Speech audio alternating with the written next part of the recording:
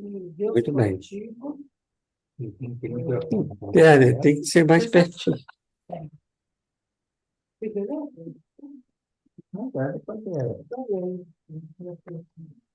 O livro é Deus Contigo, número 86. Demonstre sempre seus melhores sentimentos pelas pessoas, mas tenha cuidado para não algemá-las aos seus caprichos e às suas exigências. O ciúme arruína as possibilidades de entendimento entre as pessoas, destruindo relações que deveriam ser duradouras. Quem realmente gosta, liberta, dá ao outro o direito de ser ele mesmo.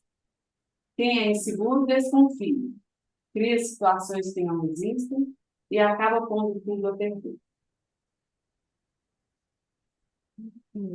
Né? Rodrigo, você faz a prece com a gente? Passo. Então vamos lá.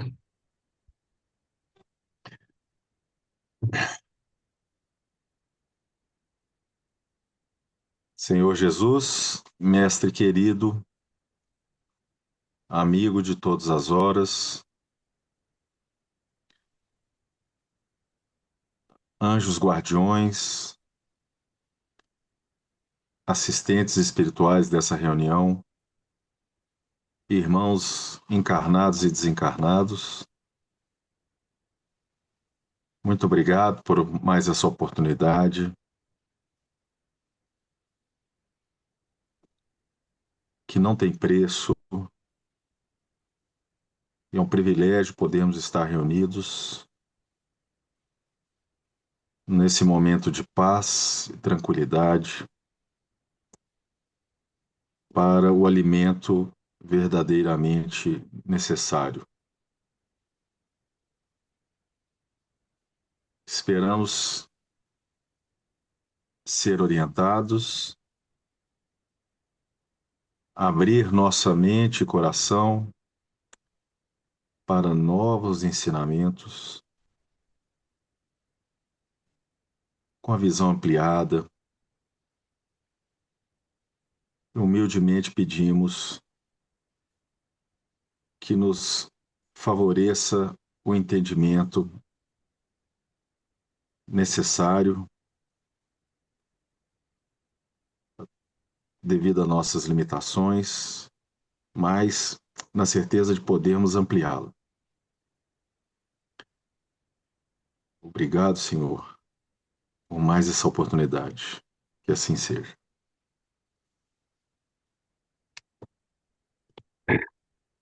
Muito bem, gente. Nós estamos nessa partezinha final aí do capítulo 26, no item mediunidade gratuita, nós vamos ver o item 9 e 10. E depois a gente vai falar um pouquinho sobre a mediunidade de cura, né? Mediunidade curadora. Foi a nossa proposta, né, de trabalho, certo?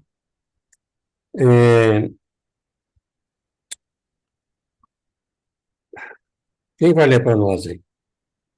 Eu posso tentar levantar aqui. Pode ir. Item 9. Item 9. A parte da questão moral. A parte da questão moral apresenta-se uma consideração efetiva não menos importante, que entende com a natureza mesmo da faculdade. A mediunidade séria não pode ser e não será nunca uma profissão, não só porque se desacreditaria moralmente, identificada para logo com as dos ledores da boa sorte, como também porque um obstáculo a isso se opõe. É que se trata de uma faculdade essencialmente móvel, fugídia, imutável, com cuja perenidade, pois, ninguém pode contar. Constituiria, portanto, para o explorador, uma fonte absolutamente incerta de receitas, de natureza a poder faltar-lhe no momento exato em que mais necessário lhe fosse. Coisa diversa é o talento adquirido pelo estudo, pelo trabalho e que, por essa razão mesmo, representa uma propriedade da qual, naturalmente ilícito, é o seu possuidor, tirar partido. A mediunidade, porém, não é uma arte, nem um talento, pelo que não pode tornar-se uma profissão. Ela não existe sem o concurso dos espíritos. Faltando estes, já não há mediunidade. Pode subsistir a aptidão, mas o seu exercício se anula. Daí vem não haver no mundo um único médium capaz de garantir a obtenção de qualquer fenômeno espírita em dado instante. Explorar alguém a mediunidade é, conseguintemente, dispor de uma coisa da qual não é realmente dono. Afirmar o contrário é enganar a quem paga. Há mais. Não é de si próprio que o explorador dispõe. É do concurso dos espíritos, das almas dos mortos, que ele põe preço de moeda. Essa ideia causa instintiva repugnância, pois esse tráfico degenerado em abuso explorado pelo charlatanismo, pela ignorância, pela credulidade e pela superstição que motivou a proibição de Moisés. O moderno espiritismo, compreendendo o lado sério da questão, pelo descrédito a que lançou essa exploração, elevou a mediunidade à categoria de missão. O Livro dos Médiuns, segunda parte, capítulo 28, O Céu e o Inferno, primeira parte, capítulo 11. Leu 10? Agora não. Bastante problema. Tem algumas coisas aqui, né? A gente já comentou bastante, né? Mas quem quiser comentar algo mais, aqui está as ordens. Ou perguntar.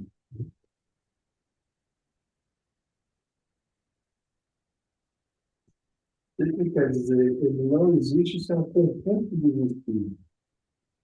O que é a mediunidade? É uma intermediação. O médium é intérprete dos espíritos. Se os espíritos não tiverem ali, ele vai fazer o quê? A presença do espírito, o pensamento do espírito. Né? Eu falei do concurso do espírito. Agora, veja só. Isso ele está falando sobre a mediunidade séria. Tá? Não pode ser identificado. Não pode ser e nunca será uma profissão. Quando alguém chegar e se apresentar como médium, para vir numa outra pessoa, eu vou fazer esse tipo de mediunidade, vou fazer esse tipo de trabalho. Certo? Isso é muito complicado, porque tem muito médium, por exemplo, na psicopictografia, bonita esse nome, né? Ou seja, aqueles que fazem a falar, no quadro, desenho, eles prometem que vem tal espírito, tal espírito, tal espírito. Né? E isso já foi comprovado diversas vezes que existe a mediunidade, não resta a menor dúvida, mas que aquilo que está se prometendo para dizer que vai ser este ou aquele espírito, e é só espírito, né? Só para não sei o que, da 20, só espírito assim, sabe? selecionado. Van Gogh, né? Ele vai prometer isso. E se esse espírito já estiver reencarnado? Se ele não estiver nesse mundo aqui, ele vai diretamente ter essa ideia de dia e tal. Vai atender uma situação. Olha, mas em nome da caridade, não tem que explorar ninguém, não. Caridade não é dinheiro, né? É recurso, filho. Né? Então, é uma série de problemas que existem nesse tipo de teatro. E eles cobram, às vezes, para fazer isso. Aí que é pior ainda. Como é que vai garantir a proposta desse ou daquele espírito? Agora, existe a mediunidade da arte? Existe. Mas ela deveria ser totalmente gratuita e de acordo com a presença dos espíritos. Eles é que podem produzir o fenômeno. Pois é, mas se é uma mediunidade gratuita, existiu a arte, por exemplo, Van Gogh veio aqui, e aí a pessoa doa isso para uma causa. Isso é isso.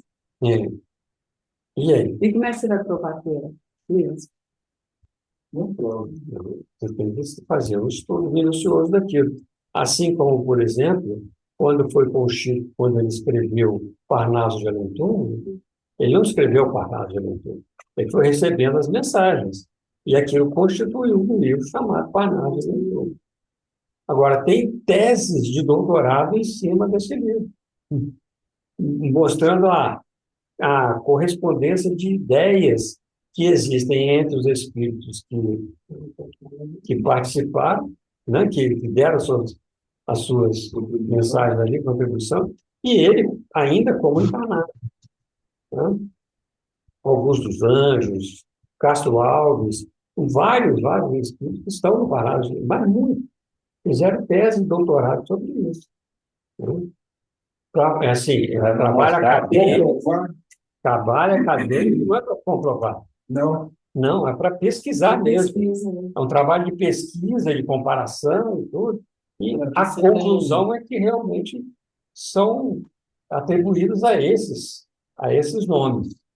Né? seria como na arte trazer um perito que é especialista Exatamente. naquele. Para avaliar aquele Naquela, fato. É. resultado do estudo das pesquisas, a gente tem que ter um racional também. Vamos contar, né?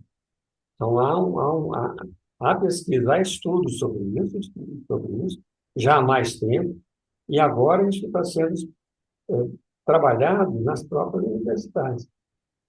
As próprias universidades têm estudos sobre, tem mestrandos, doutorandos, né, pós-doutorandos em ciência da religião, e que trazem essas nuances aí nos seus artigos, nas suas teses. Né? É muito bacana. E eu acabei, estou fresquinho com isso na cabeça, foi lá em Juiz de Fora da semana, que teve esse encontro lá na universidade, mostrando os trabalhos acadêmicos que têm sido feitos, né? Na área da mediunidade curadora, A Universidade Federal de Juiz de Fora, Legal. departamento no setor de sociologia, não, de ciências humanas. Legal, legal. É muito interessante. Então, agora, prometer que vai ter o, o fenômeno, ninguém pode prometer, isso depende dos espíritos. Aí, mas espírito tem de todo lado, eles podem se manifestar de qualquer forma, tu pode, mas aí vem charme, vem processos de mistificação, o espírito toma um determinado nome, fala que aquele nome é o da entidade e não é, né? São espíritos brincalhões, outros obsessores mesmo, outros, espíritos maus, né? Outros que querem, por exemplo, traz as comunicações, não há uma revisão, uma análise, como deve ser feito, e publica aquilo em detrimento até mesmo da doutrina. Né? E isso serve de quê? Isso serve de, se a gente puder falar assim, de munição para os detratores. Se você não puder comprovar a veracidade.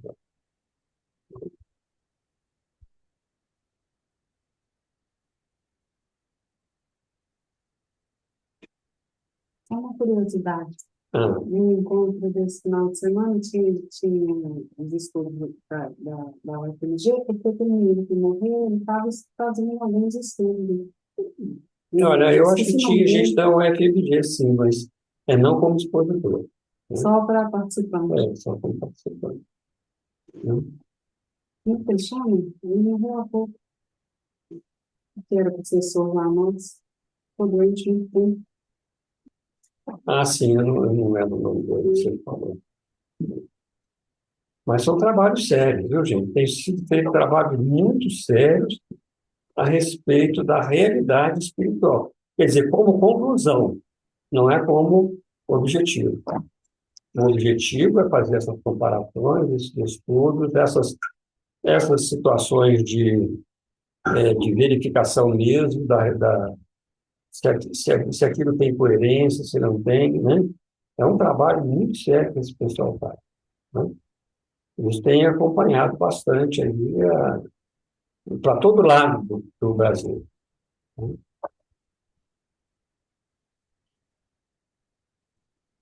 Alguma coisa, Rodrigo? Letícia? Esse, esse foi o primeiro ou segundo livro do Chico, não foi, Valdemar? Primeiro Farnaso livro. de Alencar. Foi o É, primeiro livro. eu entendo que esse livro, ele tinha, parece que 17 anos, né? Quando ele É, escreveu. mas ele começou aos 17, né? Mas foi publicado, acho que quando ele tinha 21 anos, tá? É um livro extremamente complexo, né? De versos e poesias, né? De autores diversos, de estilos diversos, né? E foi proposital esse livro, complexo, né?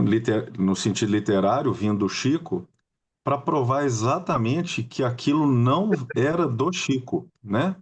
O Chico veio de uma família humilde, um meio muito humilde, né? Ele comentava que o Emmanuel até corrigia os modos dele, o jeito dele falar, o jeito dele se portar, né? Porque era uma pessoa muito humilde, é, de, de estudo mediano, né? Então, assim, foi uma prova cabal mesmo, né? Da mediunidade que não vinha das ideias do médium, né? E sim do plano espiritual. Então, didaticamente, para nós, isso aí foi muito importante, né? Inclusive para ele, né? Oi? Inclusive para ele. Sim, sim, exatamente.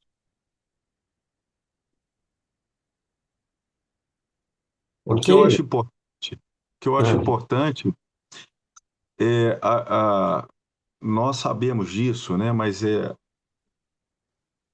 a gente não confundir inspiração, intuição, conhecimento com mediunidade, né? Mediunidade é algo que vem de fora mesmo, né? A isso. gente pode ser intuído, a gente pode ser inspirado, né? Mas aí é com parte também do conhecimento próprio nosso, né? É.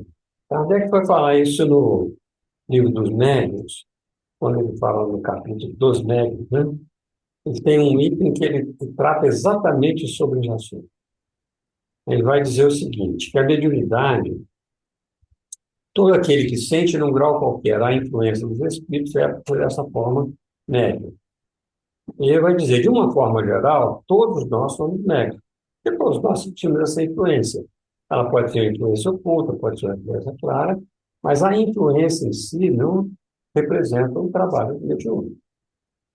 Aí ele vai dizer depois, mas, né, nós vamos dar o nome de médios àqueles que têm fenômenos ostensivos e frequentes, e sempre, não é uma vez, né? Como nós, por exemplo, estávamos conversando, a própria Dilma falou conosco aqui, né, sobre uma aparição. Isso não identifica a mediunidade. A mediunidade ela é muito mais, vamos dizer assim, muito mais de fenômenos regulares, né?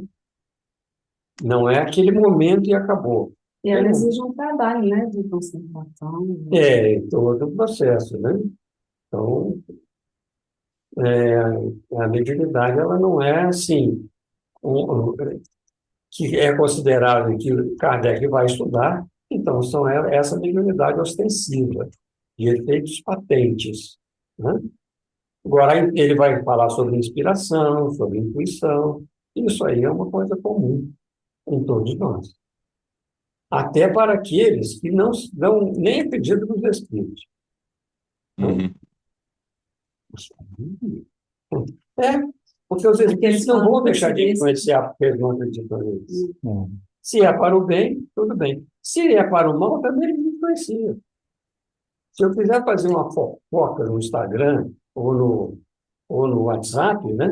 Eu faço fofoca e sou inspirado, cada ideia é sensacional. Tá, Sim.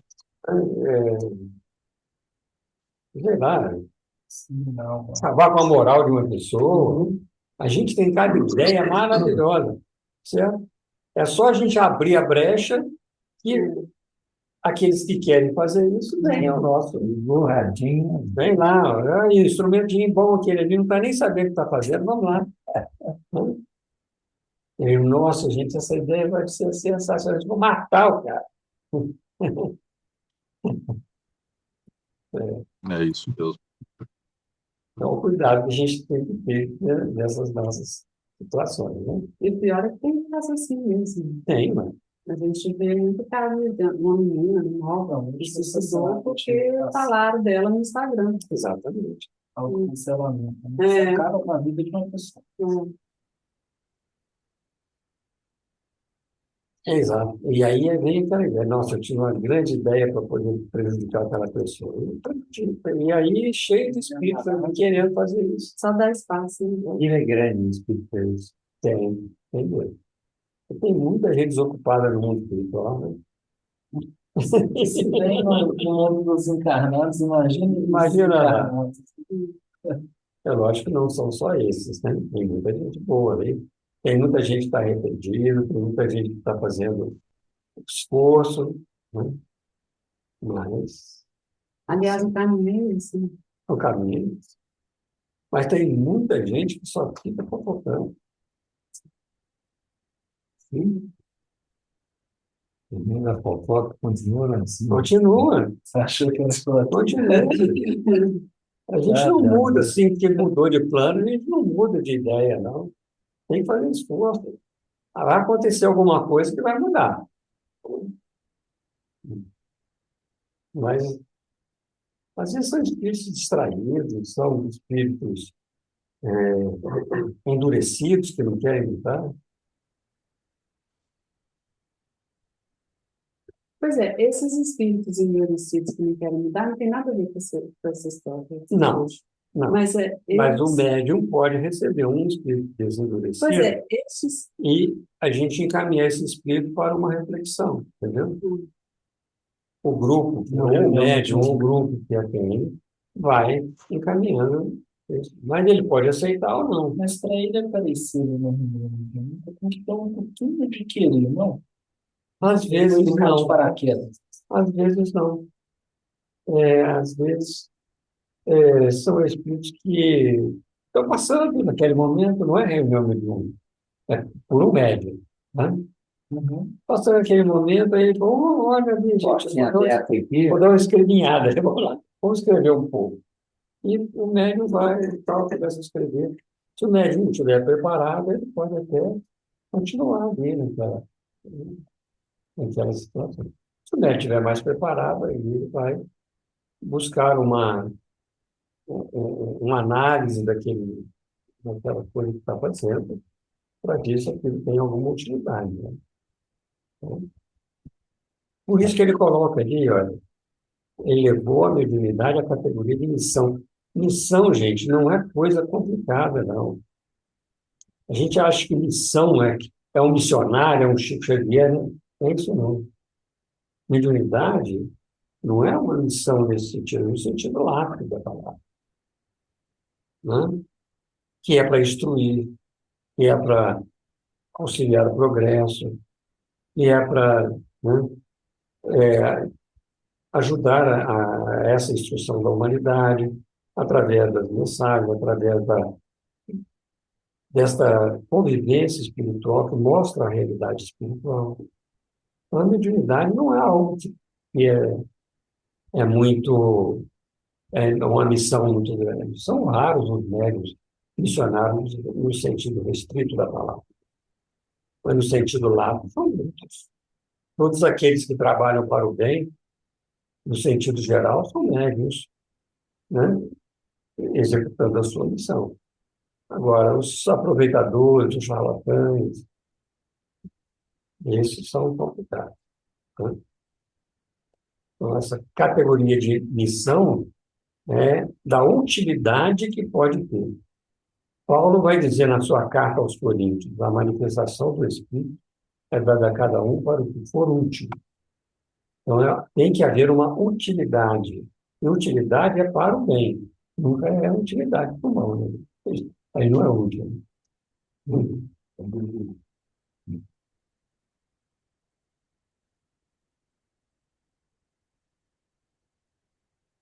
Então, não é assim, uma missão no sentido de grandes missionários. Tá? Podemos ir em frente?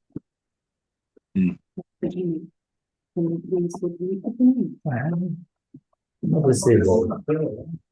Não, aqui não espaço na tela. 10.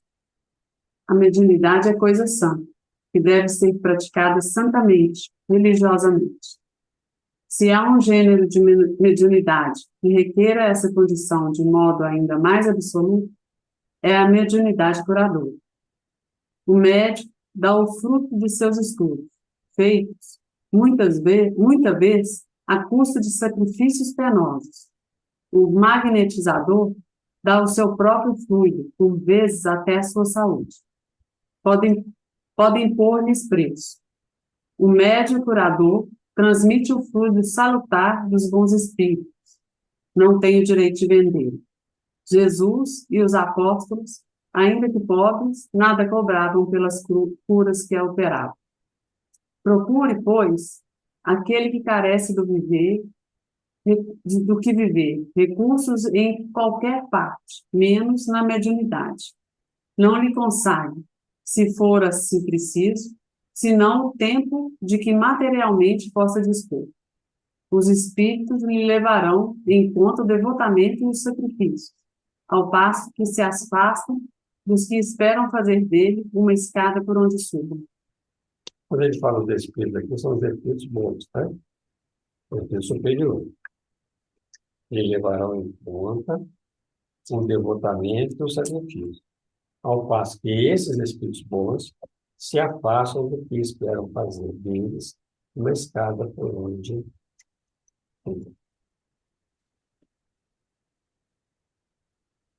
Agora a Letícia vai explicar tudo para nós, porque ela estudou a mediunidade curadora, com umas coisinhas que eu mandei para ela.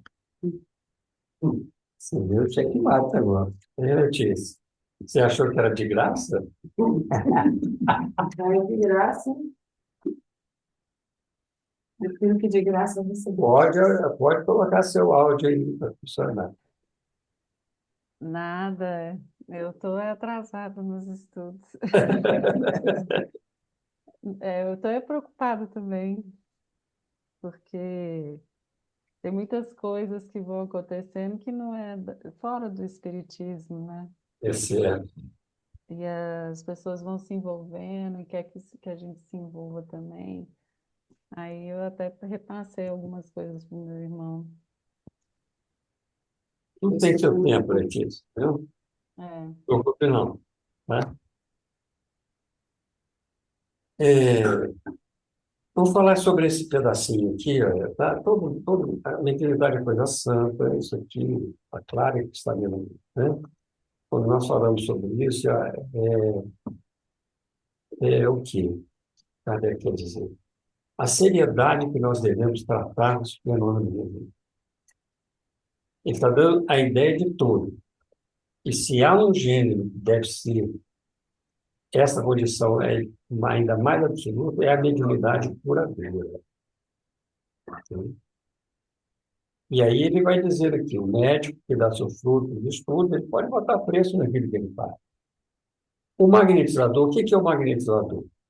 Tem uma diferença entre o magnetizador e o médium curador. Né? O magnetizador é um passe magnético, ele dá o seu próprio fluido. Certo? Muitas vezes são até materialistas. Muitas vezes não acreditam nos espíritos. Né? Qual seria? Uriguera. Eu não consigo. Uriguera. Mesmer, que estudou o magnetismo de forma mais profunda. Né? Aplicação de reiki. Reiki. Gente, tem uma derivação do homem também, né? É, qualquer prática que você não tem uma atuação direta através de medicação ou de qualquer outra coisa, né? Para aliviar a dor, para obter uma cura, para qualquer coisa nesse sentido, pela imposição de mãos ou por determinadas técnicas, né? Coisa que São de magnetizador. Só para dar mais exemplo. A hipnose, o indivíduo que leva o indivíduo à hipnose é um magnetizador. Porque ele, além da sugestão, pela voz, pelas coisas, ele tem um magnetismo que faz com que aquele indivíduo se desdobre espiritualmente. Leve nesse sentido da hipnose. mas é tudo só racional, né? Só dentro do campo, Campo físico, só no campo físico da razão, né? Não tem algo. metafísico, não é físico mesmo. É o próprio indivíduo que tem conhecimento para isso, né? Esse é o magnetizador. É Tá? engraçado que hipnose a gente não escuta falar mais, né? Antigamente a gente escutava tanto falar disso, hoje em dia a gente não escuta mais falar. Não sei nem se as pessoas ainda fazem É isso. que o magnetismo, né? Vamos dizer assim, o magnetismo animal, né? O magnetismo humano, ele foi abandonado há muito tempo, no início do século, 1900 e pouco, já estavam abandonando o magnetismo. Será que as pessoas Mas estavam menos vulneráveis? a hipnose eu acho que ainda está, Olha só, as ah, pessoas usam, as, porque eu- como, o a hipnose. que tem?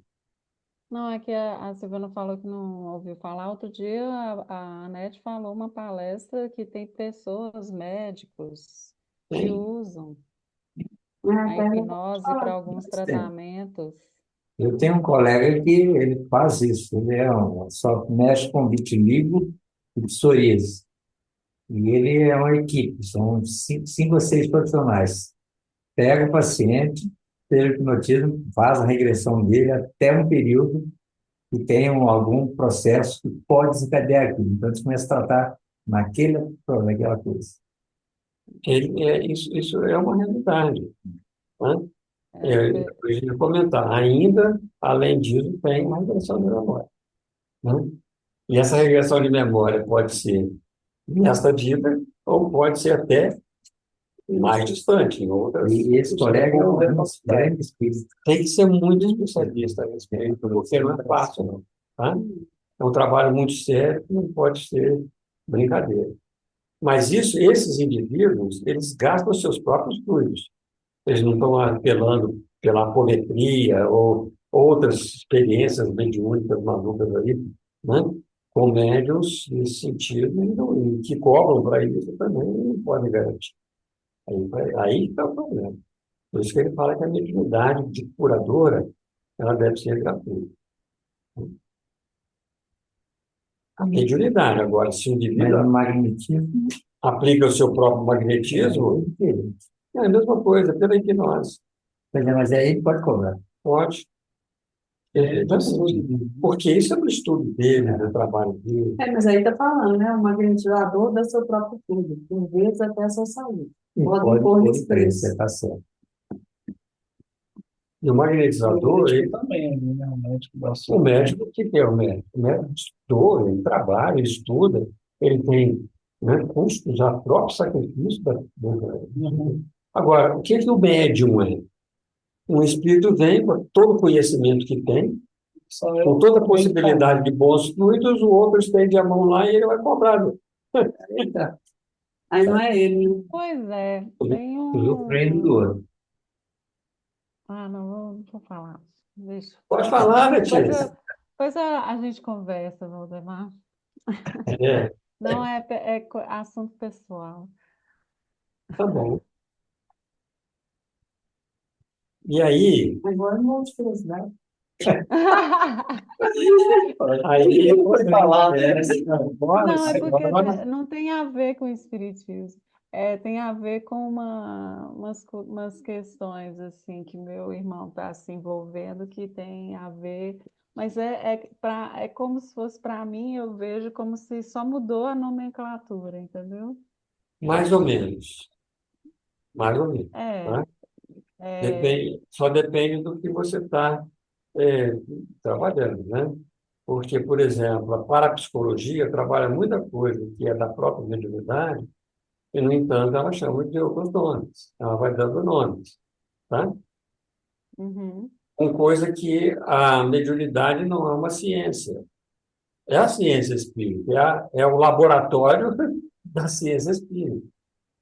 E as pessoas, como acham que espiritismo é religião, e tudo é místico, então não dão esse valor à existência desse tipo de mediunidade, que o médium em si simplesmente é o intermediário. A ideia dele não é dele, os fluidos não são dele, né? Ok? Então, às vezes, determinadas ideias, elas são colocadas, mas é, a coisa que já Kardec já falou há muito tempo é a mesma, né? Aí você vê conscienciologia, você vê, né, outras ideias aí, apometria, né? Mas apometria e espiritismo, não, não é.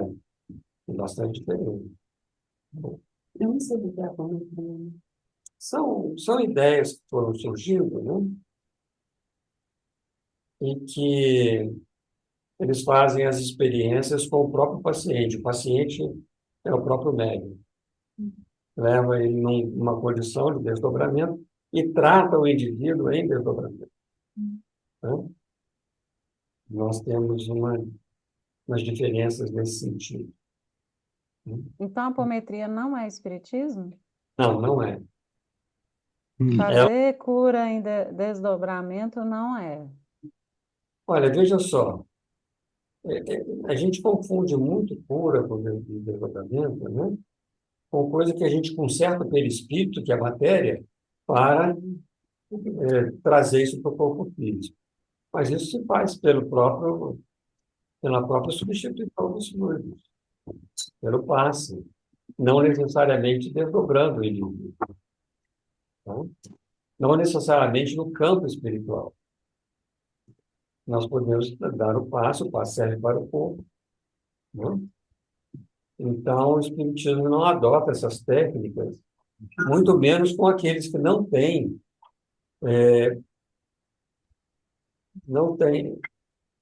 vamos dizer assim, o conhecimento dos processos mediúnicos, tá? O doutor Lourenço, né? Não, como é que é o nome dele? Esqueci o nome dele. Que inventou o processo lá de trabalhar dessa forma, ele defendeu uma ideia exclusivamente que ele aplica a mediunidade, mas de uma forma que a gente prefere não recomendar, né? Mas o Eu tenho um desdobramento em estudo que fala si, sobre a apometria e espiritismo, faz as comparações. Ah, tá. De fazer isso para a gente poder, né? Mas é uma coisa que ainda está em elaboração também, tá? Essa questão do desdobramento em si, ela é uma coisa que a capacidade da pessoa, né, de estar, na verdade, eu fico pensando, é, consciente, né, como se fosse consciente no outro plano. Consciente sempre o espírito é. A lucidez da volta é que é diferente. Porque é consciente, lúcido, né? No campo Uhum. espiritual. Todos nós somos lúcidos no campo espiritual. O problema é a gente saber depois o que aconteceu. Entendeu? E esse desdobramento sonambúrico não passa pelos registros cerebrais. Então a gente não se lembra do que aconteceu.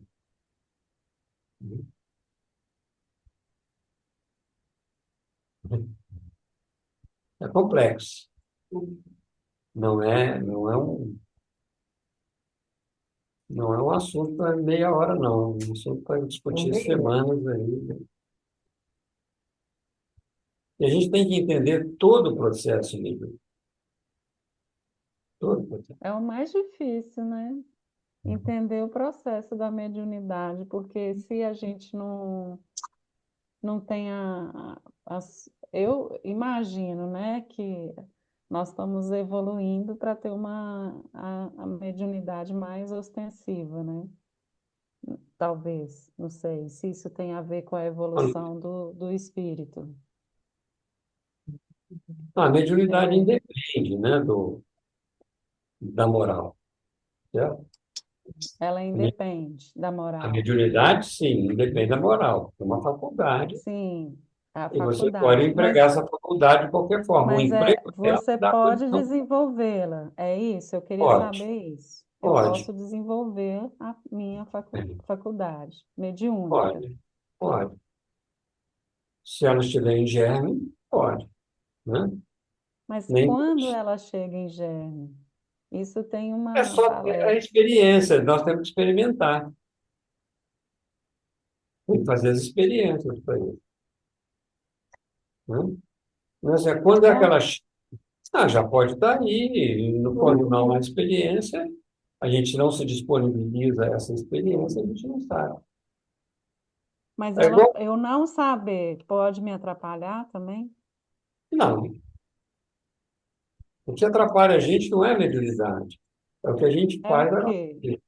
É o que a gente faz da nossa vida, né? Certo? Não, não é a mediunidade que não é porque a gente tem uma mediunidade eclodida que os espíritos vão se aproximar de nós. Não, nós aqui estamos rodeados de espírito. A gente vai para o teatro, para o cinema, para o bailão, para o funk, né? Para o barzinho, né, para o centro espírita, em qualquer lugar tem espírito. E ele nos rodeia o tempo todo. A sensibilidade para isso é que varia de pessoa para pessoa. Uns sentem mais, outros sentem menos. E outros nem sabem que estão sentindo e estão sentindo muito. E acham que as ideias são todas suas, né? Por isso que há necessidade de um conhecimento prévio para que essas complicações, esses escolhos, as dificuldades, elas não te levem a um processo que possa realmente se traduzir depois num processo obsessivo, tá? Que é a vinculação com espíritos menos felizes. Nós não precisamos ter medo, a gente tem que ter conhecimento. Eu não recomendo desenvolvimento da mediunidade sem um estudo sério, primeiramente, né?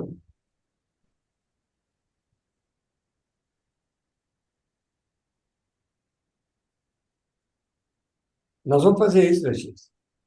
Nós vamos fazer? Nós vamos fazer. Então tá bom. Mas a gente vai ter que passar por um estudo sério, né? De novo? Esse estudo sério pode ser o próximo livro que a gente vai estudar, que é o livro dos médicos, por exemplo. Pois é. Hein? Então, Vai ser meu terceiro ano de estudo do livro dos médicos. O livro dos médicos vai ficar uns 10 anos estudando. Se esse aqui ficou. isso aí ficou quanto tempo? Vai ser 22. Não, eu já fiz duas 22, né? vezes o estudo dos E livros esse dos médios pequenininho. com 3 Valdemar. anos para Você 4. já leu? Você já estudou? Duas vezes, tá certo. Já é a segunda vez. Mas essa segunda aqui já foi, ó. Está aqui a data aqui, ó. Quando você começou 7 a de dar o estudo fevereiro de lá 22. no Começamos centro, esse aqui. Você estava lá, Tudo agora. exatamente. Foi É, 22. quando então, E ficou agora o que livro dos dá. médicos, eu não sei. estava nas duas turmas, As duas turmas. Aqueles que na foi, parte era bom demais. É, era do livro dos espíritos e depois do livro dos médicos. Nós dois não participávamos do livro dos médicos. A gente ia traçar o livro dos três. Então, eu acho o seguinte, sabe, Letícia? Tudo é possível. desde que a gente planeje bem, né? Que a gente faça Sim. com cuidado, certo?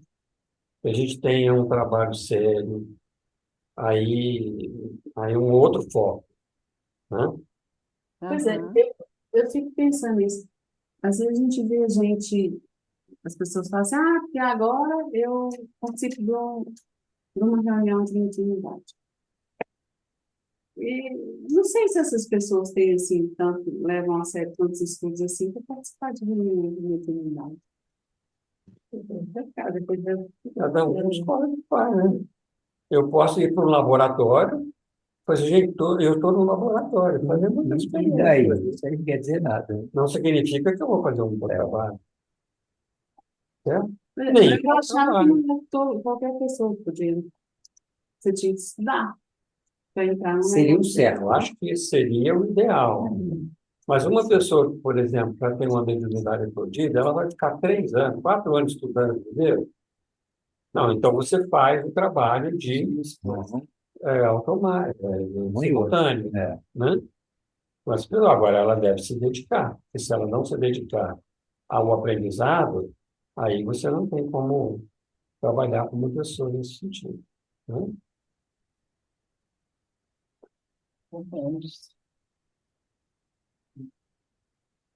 Bom, aí, o seguinte, quantas horas? Na égua sempre li. Dessa assim. 10 para mim, né?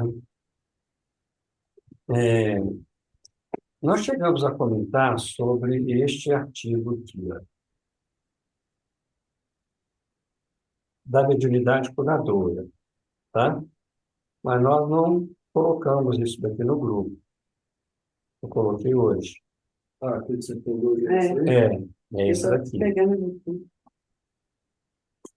É, Tudo, não. ali a letra tá boa para ler, não é? Então, tá. Vocês estão com o artigo aí? Está aberto aí, Rodrigo? Eu tô. Você conseguiu abrir, Letícia? Tá? Sim.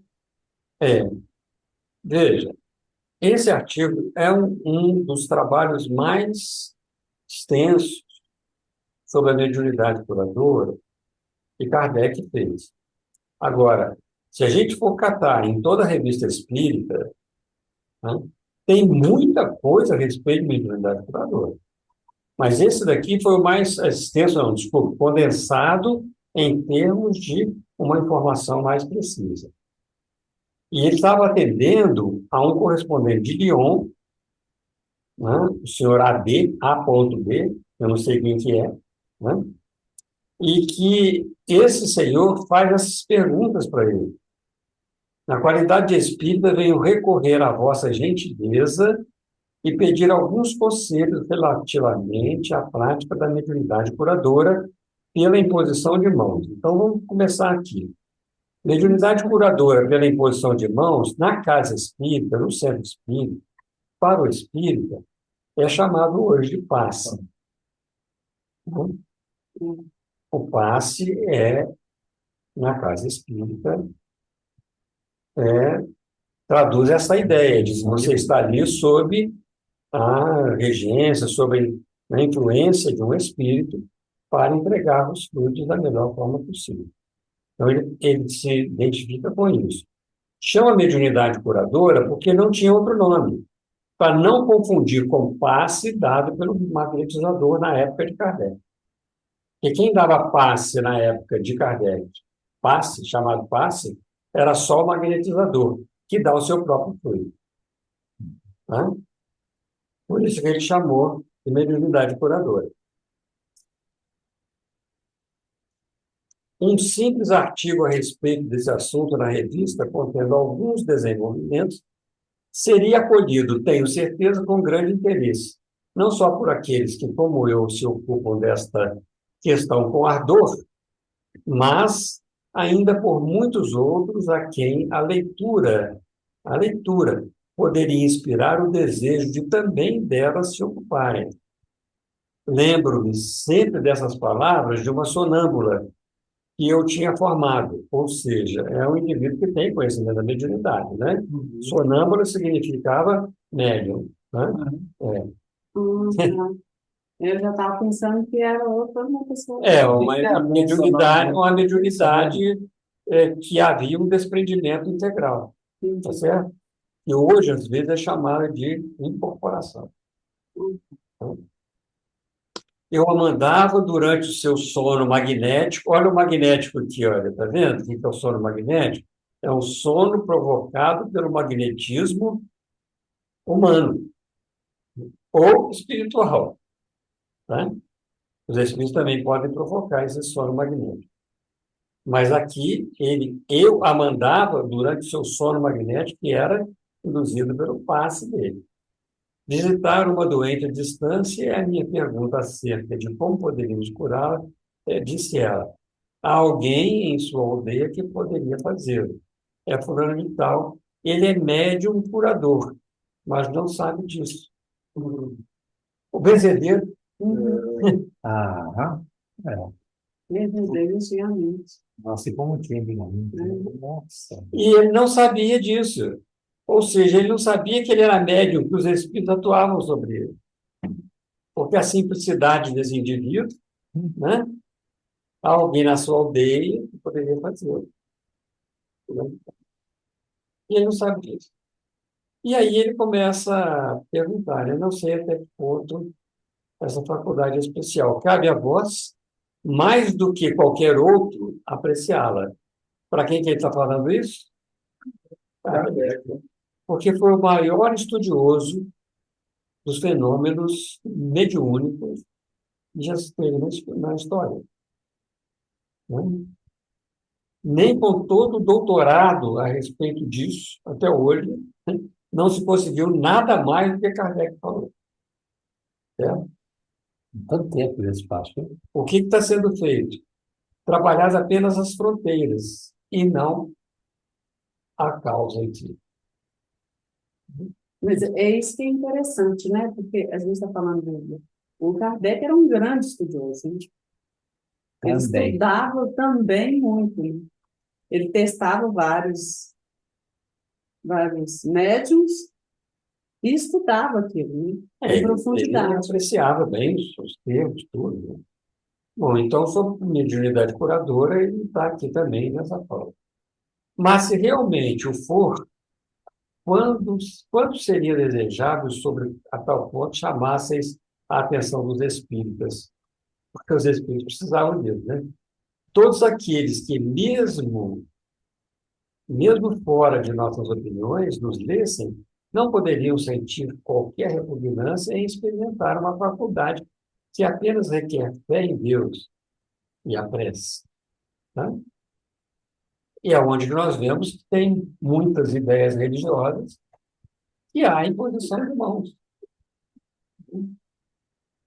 Porque tem fé em Deus e ora. Que mais? Que de mais geral e mais universal? Não é mais uma questão de espiritismo. E cada um, no seu terreno, pode conservar suas convicções. Quantas irmãs de caridade, quantos bons curas do campo, quantos milhares de pessoas piedosas, ardentes pela caridade, poderiam ser médiuns duradouros? É o que sonho em todas as religiões, em todas as seitas. Aceita por toda parte essa faculdade, esse presente divino da bondade do Criador, em vez de ficar como apanágio de alguns, cairia, se assim me posso exprimir, no domínio público. Seria um belo dia para os que sofrem tanto. Para os que sofrem. E há muitos sofredores. Né? Uhum. Mas para exercer esta faculdade, independentemente de uma fé viva e da prece, podem existir condições a reunir, processos a seguir para agir o mais eficazmente possível. Também. Qual é a função do médium na imposição de mãos? Aí ele começa a perguntar. Vamos ver as perguntas. Qual é a função do médium na imposição de mãos? Qual a dos espíritos? É necessário empregar a vontade, como nas operações magnéticas, ou limitar-se a orar, deixando a influência oculta à vontade? Essa faculdade é realmente especial ou é acessível a todos? O organismo aí representa algum papel? Que papel? Essa faculdade é desenvolvível? Em que sentido? Tem mais perguntas que vocês queriam fazer? Acho que foi Né, José, para ele vai dar até um mês. Hein, Letícia? Você quer fazer mais alguma pergunta além dessas? Nossa, mãe. Incrível, né? Estão completas, gente. Elas estão completas. Eu já, pego, eu já procurei, já verifiquei, já perguntei a mim mesmo, já perguntei a um monte de gente.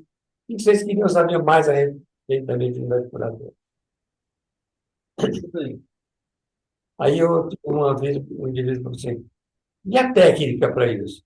Eu falei assim, bom, Kardec falou só para imposição de mão. E quais são as respostas? Aí Outros 500. aí ele vem traçando aqui, né, que é a lógica de Kardec, os estudos sobre as influências políticas, o ensino dos espíritos elevados que nos assistem, e, enfim, os documentos que recolheis de todos os recantos do mundo vos podem permitir esclarecer e instruí-los. Então, Kardec não trabalhou só com uma ideia, ele trabalhou com muitos espíritos. Quando nós começamos a estudar o Evangelho segundo o Espiritismo, no prefácio, ele estava assim, as vozes dos céus, quais estrelas cadentes, recebendo o comando superior, tais como o exército, que recebe do seu comando as ordens, vem, e aí ele começa a dizer sobre, em todo lugar da terra, a manifestação dos Espíritos. Lá no prefácio do Evangelho segundo o Espiritismo. E aqui, e os Espíritos se manifestavam de todas as formas, inclusive por meio de mediunidade curadora, por pessoas que não tinham nenhum conhecimento.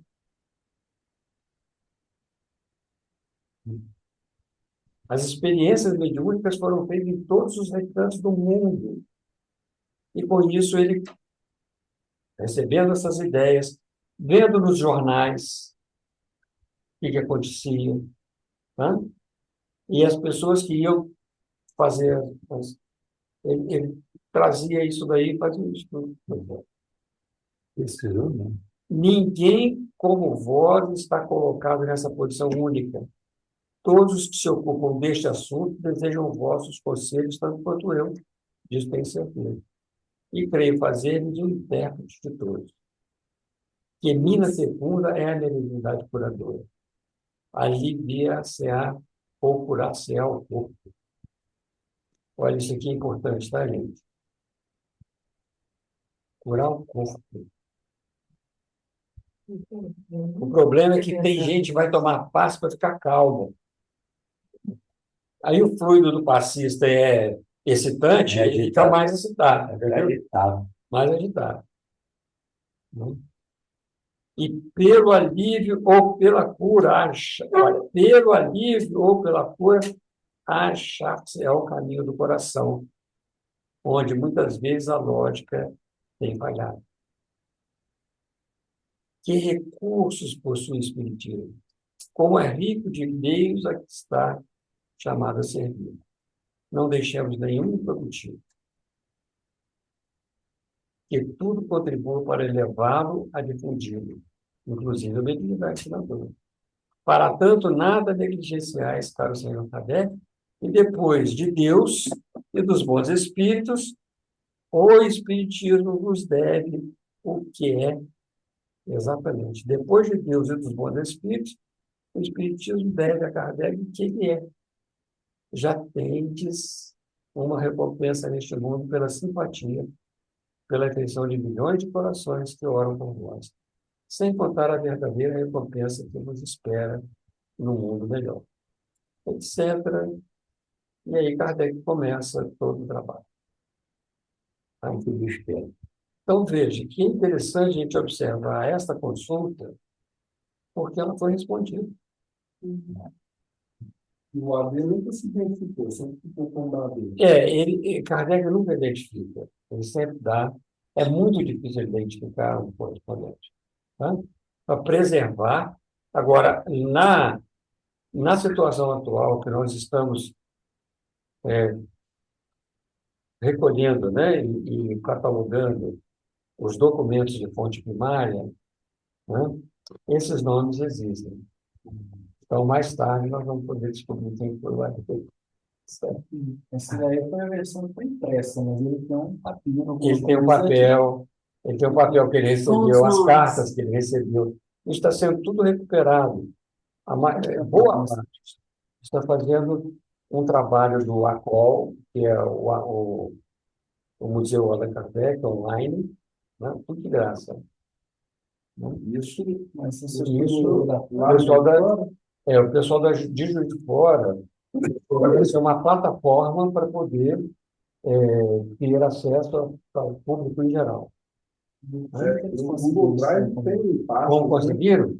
Foram lá e compraram os documentos na França? na França. Quem Alguns que já foram detinha trazer. esse documento? Isso daí vai fuçando. São os brasileiros que fazem Brasileiro com a ajuda francesa, logicamente, no caso Kemp, né? Então, que estão lá na França. Tá? tem uma comunidade, Tem uma comunidade grande.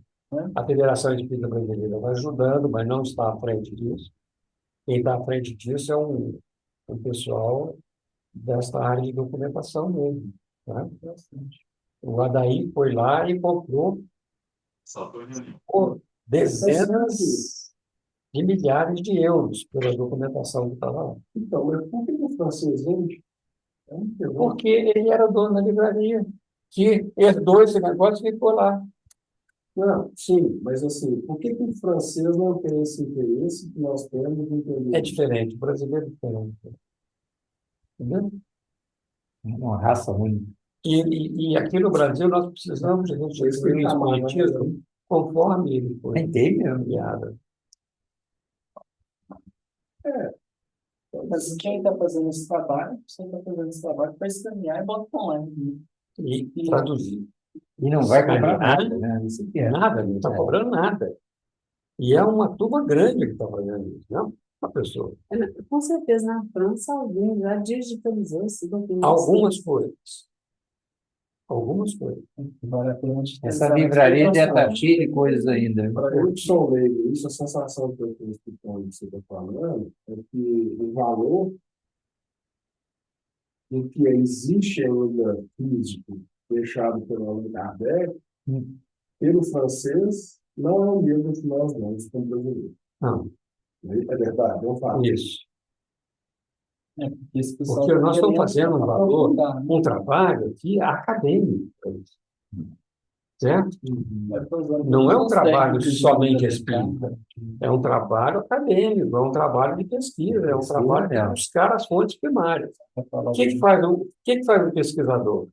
Ele tem que buscar informação onde? Nas fontes. Nas fontes, Ou preferencialmente. então ele tem que fazer informação. Ou então ele tem que fazer informação, mas aí ele faz empiricamente, pelas experiências, pelo campo.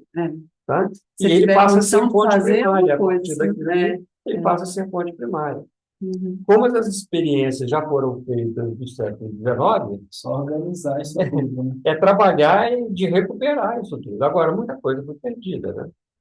Não existe tudo. Não tem que ir linkando essas fontes primárias com o que foi publicado, né? Como foi publicado. Então, achar uma ligação, né? Esse daqui é um trabalho já colocado, isso aqui, olha. Biografias de Kardec sobre investigação, corrigindo imprecisões. Porque pelas fontes primárias tem muita coisa das biografias que foram inventadas pelos biógrafos. Você falou, aí eles foram então delicados. Aí falar eles- imprecisão foram E o, delicados, né?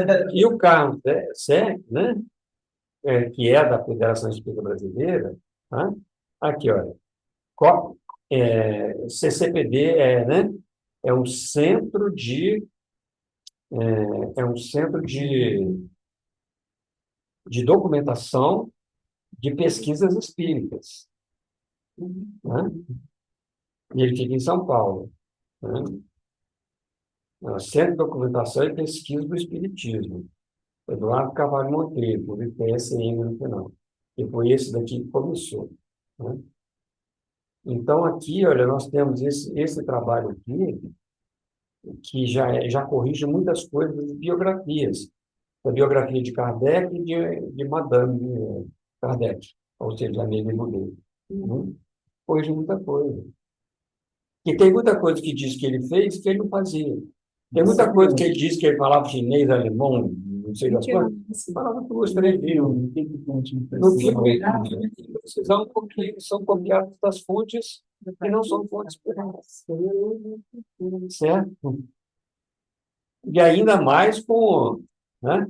E o papel da esposa de Kardec era compilar essas coisas todas, não é? Não era só isso, não.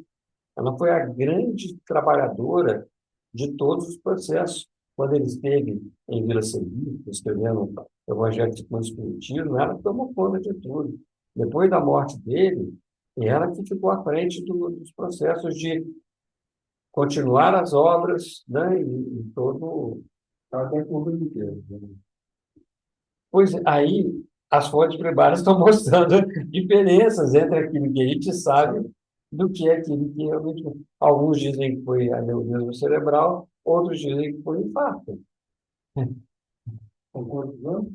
Com 60, ele morreu em 69, com 65 anos. Né? Foram quantos anos de trabalho? Isso, Kardec começou no espiritismo não, começou a ter contato com os fenômenos espíritas em 54, 55. Né? Em 57, ele lançou o primeiro livro dos Espíritos, primeira edição, mas incompleta, naturalmente. Isso foi muito rápido. E em 69, ele estava com todo o planejamento concluído, quando ele desencarnou em 30 de março de 69. Né? Então, tem muitas coisas dessas fontes primárias, né, que falam sobre a vida particular dele, hipotecas, não sei o quê, que agora essas fontes estão mostrando que não é verdade. Né? Que ele sofreu isso ou aquilo, que ele era rico demais, que não era. Então, tem vários e vários biógrafos no mundo inteiro. Então, o Carlos Sete fez uma pesquisa sobre isso e foi corrigindo várias e várias. Isso aqui é hipótese, não tem comprovação. Então, quem é que trouxe isso? Se não tem comprovação, a biografia pode ser uma coisa inventada da cabeça do biógrafo. Uma boa parte. Então, veja, é um trabalho importante, que o Espiritismo tem que trabalhar com a verdade. O princípio do Espiritismo é a verdade, é a busca da verdade. Então, não pode ter nada do Espiritismo que não seja pela busca da verdade. E a questão da tradução? Existe mais de uma tradução. Existe algum trabalho, alguma corrente de trabalho assim, isso ou está bem consolidado? Não, tem algumas traduções que já foram corrigidas. O Livro dos Médiuns, Céu e Inferno, e o Evangelho segundo o Espiritismo, que foi traduzido pelo Guilherme Ribeiro, essas traduções a FEB já consertou, com um trabalho de pesquisa também. Então, esse dele aqui já tem esses concertos. Esse já tem, provavelmente vai ter esse concerto, eu não sei quando é que foi feito, tá? De quando é essa edição, de quando foi feito o concerto, tá? Mas tem um trabalho. Dá trabalho fazer isso. O Livro dos Espíritos eu leio no francês e leio no português. E a gente vê diferenças razoáveis, até mesmo de situações que podem dar uma interpretação diferente. Pode mudar o contexto. E os que colocar para produzir no capítulo para ver o que vai acontecer? Eu prefiro fazer a tradução como eu faço. Né? Não, claro. Porque eu tenho um dicionário de casa de 1909, na Rússia, francês. Uma palavra em francês tinha... Hoje, você vai pegar aquela palavra e vai pegar um dicionário atual, ele vai traduzir para uma ideia. Eu vou dar o exemplo da palavra piété. Piété, hoje, se você pegar um dicionário francês ou Google, ele vai falar que é piedade. No seu E na época é pitié. aí já traduz para quê? É uma ideia de compaixão, sabe? Sim, E não de pena, de dó, se pegar o vocabulário da época. da época, em francês. Então a gente tem esse cuidado. E esse cuidado eu fui aprendendo com o Fausto Hamilton, de Curitiba, com esse pessoal que está fazendo estudo, né?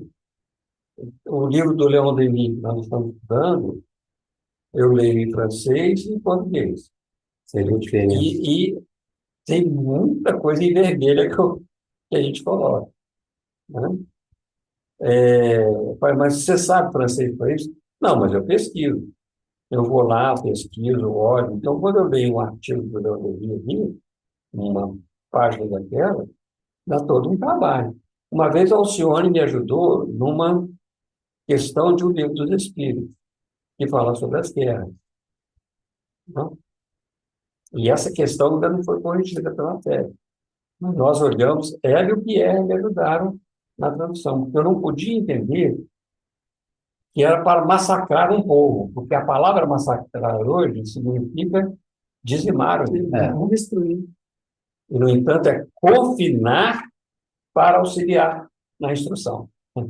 Isso que era o Isso significado. muda muito. Esse que é o significado. Nossa. Isso muda. Aí ajuda, né? Uma Então, a coisa guerra é que necessária para confinar e não escravizar. Confinar não é massacrar. Então foi uma coisa que o Pierre e a Alcione me auxiliaram muito naquela época, porque eu não podia aceitar a palavra massacrar, conforme ela é hoje no nosso vocabulário. Aí nós tivemos que pegar o Larousse, olhar o que era, ir lá ver as ideias, e fomos discutindo até que chegamos num consenso que realmente é o que eu acho que seria a tradução melhor, né? Eu não posso entender que Tem a gente guerra é necessária para sugerindo isso para frente. Hein? Será que tem pessoas fazendo esse trabalho, mandar essas sugestões? Tem. Porque Tem para nós meros esse que grupo não que eu, entendemos, a gente tem que confiar, né, no que está vendo.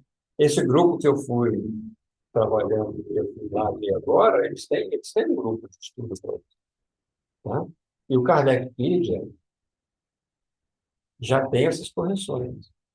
Que é a vantagem do cara daqui é que é online, né? Online. A pessoa corrige lá e não tem acesso de casa.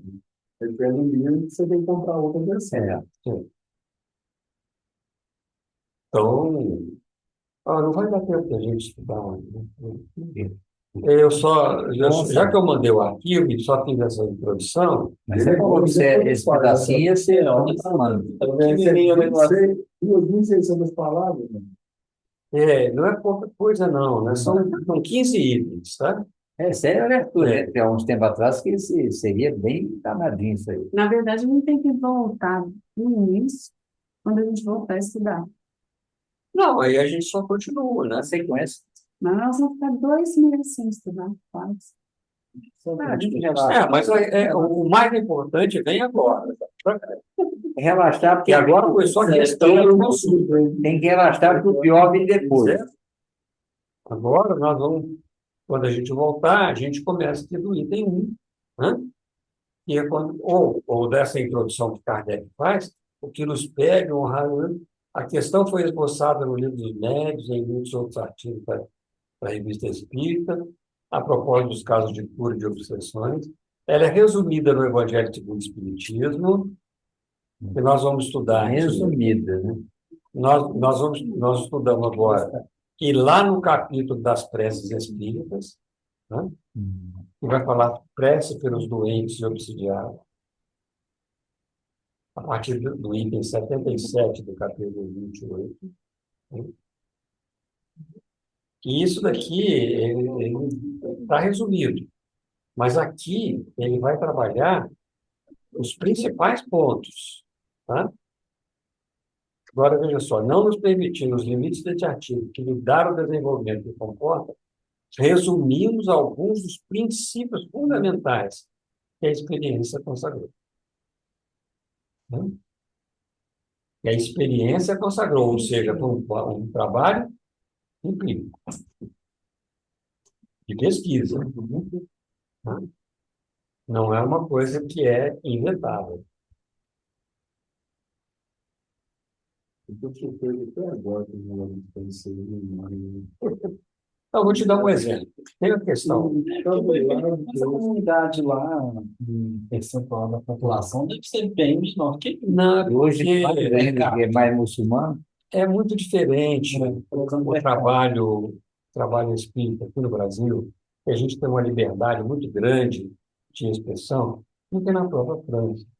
Você tem situações da França ou dos Estados Unidos, por exemplo. Nos Estados Unidos, para abrir um grupo espírita, você tem que estudar teologia e fazer prova. Você tem que ser profissional. Tem que ser Pois é, mas teologia lá, qualquer emendas de liberdade de porque os evangélicos também. Mais ou menos. Qual o país no mundo que assemelha seu Brasil ao interessado do espiritismo? Agora, os brasileiros estão em toda parte, né? Então, vai começando a espalhar. Não, mas com nativo, né? com nativo, exato. Tem algum outro país que você Olha, assemelha ali? Eu conheço, não. Portugal não? Quando a gente vê isso tudo, a gente fala assim, não é Não, possível isso. Eu converso com a Cacá a respeito de Portugal, sobre o espiritismo de Portugal, ela falou tão alástico. eles estão muito Estão Ela muito falou aquém da comigo nossa também. capacidade. Entendeu? nesse ponto, nós estamos PhD. Não, Não para podemos mim, assim, é inovar. uma surpresa muito agradável, né, de entender isso aí. Mas ao mesmo tempo, acho muito Veja só, esse trabalho que está sendo feito na universidade, ele é pioneiro no mundo. Para você ver. É pioneiro no mundo. E como está indo para a academia, o que acontece? Ele vai não é ratificar. religioso, É, entendeu? E como ele não é religioso, todo mundo tem o direito de opinar, de falar, de estudar, isso De é pesquisar. e de pesquisar. Pois Então, é, todo mundo é tem isso que eu acho estranho Tem no barreira. americano. Porque se você tem que fazer uma faculdade de teologia, e a faculdade de teologia ela é para qualquer religião, porque os evangélicos saem daqui e vão estudar teologia lá. É. Né? Uma grande parte deles fazem isso. Mas aí é por causa da reverência do professor. protestantismo lá é muito forte. É muito forte. Lá é Não, mas é reverência. uma faculdade. Não, sim, Não, mas mas eu não falo tem uma uma reverência. Nós temos uma aqui no Brasil, mas Mas assim, como que pode, né? Se você tem um requisito desse, é uma barreira de entrada. É. o Benjamin Rodrigues, ele era colombiano, ele é colombiano, se a gente chamar o espírito colombiano, mas como ele já morreu e não mais, Não é mais colombiano. ele tinha Benjamin Rodrigues. Eu conheci lá em São Paulo. Até por Ele era colombiano e ele era presidente do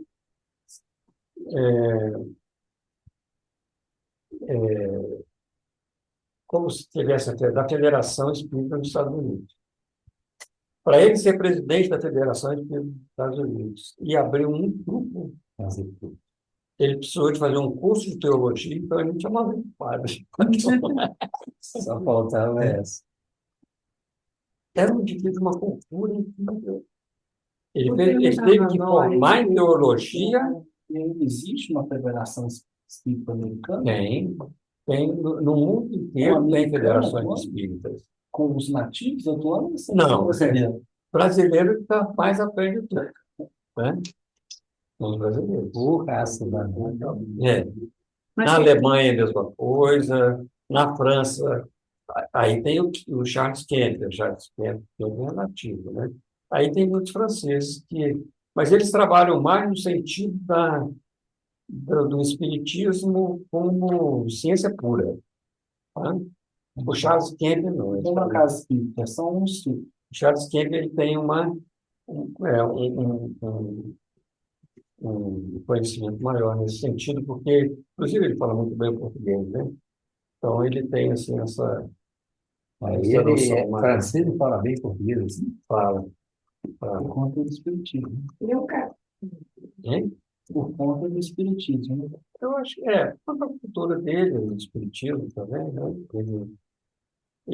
Nos Estados Unidos, quem era presidente da Federação Espírita nos Estados Unidos, não, na Inglaterra, no Reino Unido, né? Mike Timber, é isso? Reino Unido? Eu não sei falar inglês, não, mas eu acho que é isso. É a Elsa, que é nossa comadre, entendeu? Aqui. Agora já mudou para cá de novo. Já voltou. Mas ela falou, a dificuldade lá é grande, é grande. Mas Porque você não consegue, por exemplo, abrir um lugar e o aluguel é caríssimo, as coisas são muito caras. E as pessoas. é isso que eu ia Diferente falar. A aqui, gente tudo é não gratuito vê, com a religião. a gente não vê as pessoas lá fora com essa decisão por estudar uma. Você não vê ninguém falando de religião. A gente não vê isso. Nos Estados Unidos eu não sei. Lá só Porque lá existe um protestante protestante é forte. catolicismo locais, né? Mas assim, eu não sei. A Itália fala muito de catolicismo. Por exemplo, a Holanda não fala de nada. Você não vê ninguém falando nada. Mas tem. E na Holanda tem um trabalho muito interessante de desenvolvimento da mediunidade, mas é um trabalho, assim, leigo, não é espírita, não. Tá? Desenvolvimento da mediunidade. Muito grande. Tem até Por um. holandês? Por holandeses. Porque eu não vi, eu lembro que eu passei um ano sem frequentar nada. Por holandeses. Nem sabia disso. Não, E as igrejas lá são todas. não, tem católica também, Não, mas mas a maioria Mas tem é centro cristã. espírita, não. Nem mais no centro. Luterano. Deve ser luterano. Tem um grupo é luterano. Bom, isso tudo serve para a gente o quê? Primeiro, a base que nós temos e as fontes que nós devemos consultar, realmente não tem outra tão boa, tão completa como Kardec colocou, certo? Então, muitos de nós que estão aí fazendo curso de passe e não sei o quê, em apostila, isso é um problema. Porque pega várias ideias, soma ali e coloca como se fosse a verdade. E a gente vai estudando Kardec e vai vendo que essas apostilas trazem coisas incrivelmente perturbadas. Então, vale a pena debruçar sobre esse texto aqui, para aquele conhecimento que vier para a gente, nós temos a capacidade de medi-lo dentro da sua realidade. Tá? Esse texto é muito rico, muito bom, certo? E nos fala principalmente sobre a condição moral, que é a essência do trabalho espírita. A essência do trabalho espírita está toda aqui sobre mediunidade curadora. A essência é a moralização do indivíduo, não do paciente, mas do médium curador, do médium passista. Do paciente pode ser qualquer um. Pode. Você fala aí dessa questão das apostilas. Hein? Da apostila? De passe. Aquele estudo sistematizado da doutrina espírita. Ali tem um pouco de apostila Você acha que é um pouco de apostila ou É. mais só de Kardec? Não, ali tem um pouco de apostila, mas tem as referências. Então, dentro das referências, você pode fazer essa comparação. Tá? Aí a gente vê nas apostilas, pois é, nas apostilas do estudo sistematizado, tem várias coisas que são interpretações, Pessoais. pequenos trechos pessoais, e que às vezes diferem daquilo que. Porque aí eles pegam uma coisa que veio do médium tal assim, do espírito tal assim, entendeu? E coloca ali como se fosse a verdade absoluta. Aí quando você vai comparar as coisas e verificar o que está dentro da proposta de Kardec, dentro do conhecimento de Kardec, você vai ver que tem diferenças. Entendeu? Valdemar, aquele curso que a Neila faz, ela em Brasília, ela assistiu aulas, tinha repetições também, né? Isso que está falando. Curso que a Neila faz, do estudo sistematizado do doutrina. Porque ele é da pele. Ele não é músico, entendeu? Eu conheço todo aquele material, ele é bom. Aquela apostila que a gente estudou, é a mesma coisa? Não, Não, aquela foi um trabalho que era chamado Estudo Aprofundado do Espiritismo, né? E, na realidade, não era estudo aprofundado de nada. E aquilo foi até uma coisa que eu reclamei da FEB, que não tinha, não escrevi para lá, que não tinha estudo aprofundado, era estudo, né? Tudo. Agora, tinha muita coisa ali que era a interpretação de quem fez a apostila. A apostila é um problema, que tem muita interpretação dos que fazem, sem uma verificação final. Ô, Eu prefiro, Valdemar, mas eu preferi ir na fonte primária. Diga. aquela apostila da FEB sobre é, reuniões mediúnicas e estudos mediúnicos que nós chegamos até a estudar, aquela é uma apostila muito boa, né? Dando Aquela é orientação. devidamente comparada com o trabalho de Kardec, tá? Nós não podemos deixar de comparar o trabalho de Kardec, tá? Porque ali tem muita coisa de outras informações, né? Eu, ainda mais, atualmente, eu recomendaria mais o estudo do livros médios mesmo, tá? Como a gente está estudando o livro do Leon Denis, nós estamos estudando o livro do Leon Denis lá no centro, Uhum, online, né? uhum. O que a gente tem feito? Comparado com o que Kardec coloca, certo? Quando eu falo Kardec, são as obras, certo? Não é o homem, né? A obra espírita original. Eu acho interessante porque a gente às vezes recorre a Portillo, porque os livros, por muitas vezes, eles são de entendimento mais difícil, né? A apostila, ela tem uma linguajar mais fácil. Esse é o perigo. Às vezes você lê um livro, um capítulo inteiro, você lê 20 vezes, 30 vezes, e ainda tem. Não, Como mas eu você lê nunca estudei sozinho. apostila, nem no História do Engenharia, eu só estudava em livro mesmo, né? Livro até que era. Eu já fui o contrário. Os livros eram em inglês, eram em não sei o quê. Tinha até livro russo, mas o russo tinha que ser traduzido. Então, eu não comprava os russos, não. Eu estudava nos livros, nunca estudei apostila. Nunca.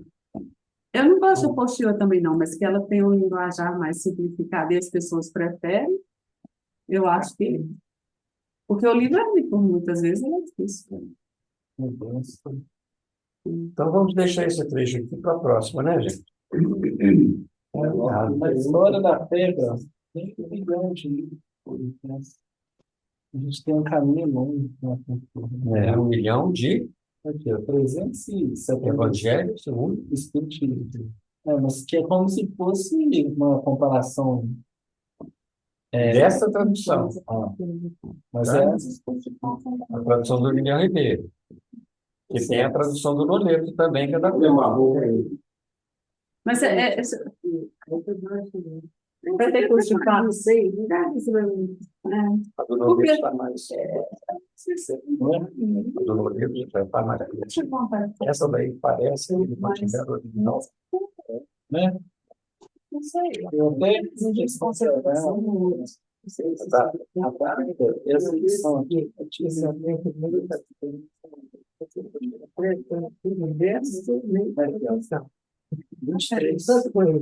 Pode ser que já tenha algum outro. mas eu não sei se mantiver, porque ela está. Não sei. Ela dá parecido com o aplicativo, né?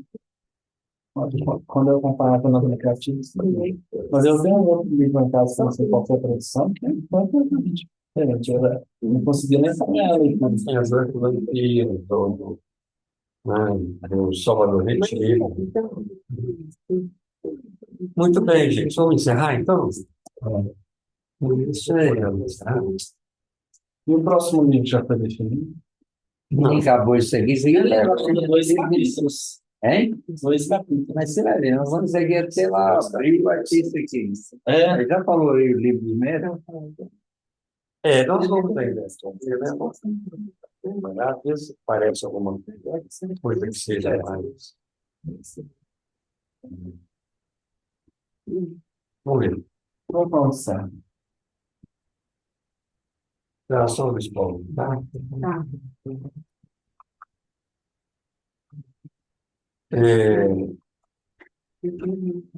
meninos, vocês hoje, Rodrigo e Letícia, vão ficar sem lanchinho aqui de casa. Entendeu? Pois é. Lanchinho de despedida do ano. Tem que vir. Vou Vai ter mandar Dom um Perignon aqui motoboy hoje, para você ir. tá perdendo. Pleno segunda-feira, Vem, tá os donos não sabem. ela não pode. Não pode. Infelizmente, meu alimento está sendo só espiritual, viu? Já é importante. Ah, o seu olho, cara. Então, vamos aproveitar, né, gente? Vamos agradecer, né?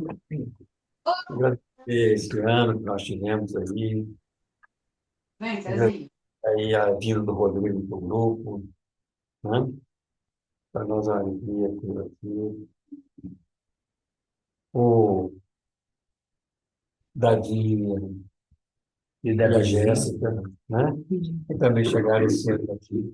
Esse ano não, foi no passado. Foi isso. Não, esse ano. Foi esse ano? A Jéssica um pouco depois que o Davi. Foi no passado. A Jéssica foi esse ano. E eu ainda tenho- Mas a gente só considera quando é casado. É, né? É, só. É presente, é presente. Mas, de qualquer forma, né, é muito bom que vocês estejam conosco, né?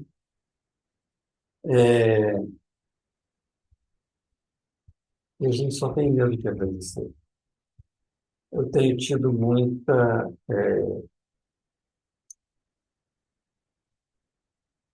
oportunidade aí de aprender aqui nesse grupo, viu, gente? Não é brincadeira, não. É sério. Porque aqui a gente discute, a gente conversa, a gente opina, sem, sem assim ficar, né, policiando o que a gente está falando, deixa a coisa sair. Isso para nós é muito rico, porque a gente vai aprendendo, né? Buscando as informações, trabalhando, e a gente tem que agradecer bastante a vocês. Agradecer aos nossos amigos espirituais aqui, na presença aí sob a batuta, né? Podemos dizer assim, do Zé Teodoro, nosso querido. Aí esses espíritos bons que nos auxiliam, aos nossos queridos irmãos que já partiram também, Miranda, Wellington, se encontram aí no mundo espiritual, da mesma forma, continuando seus estudos, as suas participações, com toda certeza. Ao nosso querido Kardec, e todos aqueles que depois dele continuaram esta obra de divulgação da doutrina espírita, que ela chegasse até nós mais pura possível. A todos os espíritos que os inspiraram neste momento, esta obra, ao bom Jesus, mestre querido, a Deus nosso Pai. Nosso sentimento é de gratidão, Senhor. Gratidão por nos acolher neste grupo amigo, familiar, sincero. É uma gratidão muito grande, é um sentimento muito grande que nós temos. De gratidão mesmo. Não tem. E nos dê força para que nós permaneçamos nas nossas reflexões o ano que vem, com a mesma vontade, com o mesmo carinho, que todos nós temos aqui recebido. Pedimos em especial hoje pela Vilma, pela Claudinha, para que elas possam, com as suas presenças lá junto à banda, auxiliá-la, não só na situação física, mas muito mais também. Mas aquilo que representa a, a necessidade espiritual da nossa irmã, tá? Os assuntos que sejam tratados possam atendê-las da melhor forma possível, compreendendo, trabalhando, servindo de intermediárias dos bons espíritos. Pedimos que permita a esta presença amiga entre eles. E Vilma e Claudinha recebam o nosso abraço. Alcione e Rê, que não estão aqui, mas estão trabalhando, estudando, que elas também recebam o nosso abraço e agradecimento por tudo que tem feito, para engrandecimento do nosso. Assim, Senhor, nós te pedimos que nos despeça em muita paz, em muita tranquilidade, e nos renove as oportunidades vindouras no próximo ano. Que assim seja.